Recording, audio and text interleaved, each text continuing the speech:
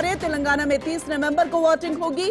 इसके अलावा मिजोरम की बात करें तो 7 नवंबर को, और 7 नवंबर को छत्तीसगढ़ में भी पहले फेज की वोटिंग होगी। फिर दूसरा फेज जो है वो 17 नवंबर को है। मध्य प्रदेश में 17 नवंबर को वोटिंग होगी, यानी कि जब छत्तीसगढ़ में दूसरे फेज की वोटिंग होनी है। राजस्थान में 23 नवंबर को वोटिंग होगी, एंटायरली एक ही फेज में। फिर 3 दिसंबर को राज्यों में वोटिंग होगी। तो दिल्ली न्यूज एडिटर अदिति नागर हमारे साथ जुड़ गई है। अदिति, वक्त आ गया है उस बात का जिसका इंतजार किया जा रहा था, क्योंकि सिंहासन तैयार है, रणभूमि तैयार है, राज तिलक की बारी है, जनता की तैयारी है। अब देखना होगा फ्रंट फुट पर कौन खेलता नजर आएगा। अदिति,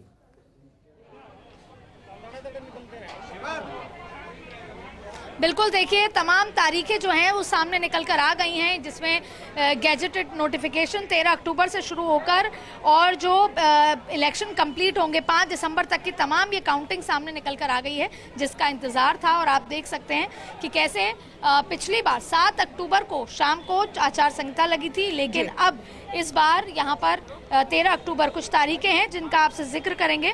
लेकिन फिलहाल प्रेस कॉन्फ्रेंस जब चल रही थी तब उन्होंने ये भी बताया कि कितने नए वोटर ऐड हुए, किस तरह की चीज़ें आगे होंगी। लेकिन एक बार आपको बता दें कि मिजोरम में 7 नवंबर को चुनाव है। इसके अलावा छत्तीसगढ़, जैसा हमने कहा था कि 2 फेज में छत्तीसगढ़ में चुनाव होते हैं सिक्योरिटी के चलते, तो 7 और 17 नवंबर को, पिछली बार भी 2 फेज में चुनाव हुए थे।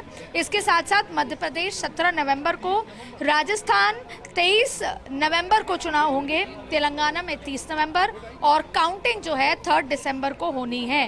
बेहद महत्वपूर्ण ये तारीखें जो सामने आई हैं, यानी कि 23 नवंबर को चुनाव राजस्थान में होगा और उसके बाद तेलंगाना, और फिर 3 दिसंबर को काउंटिंग होगी, यानी कि 3 दिसंबर को रिजल्ट घोषित हो जाएगा।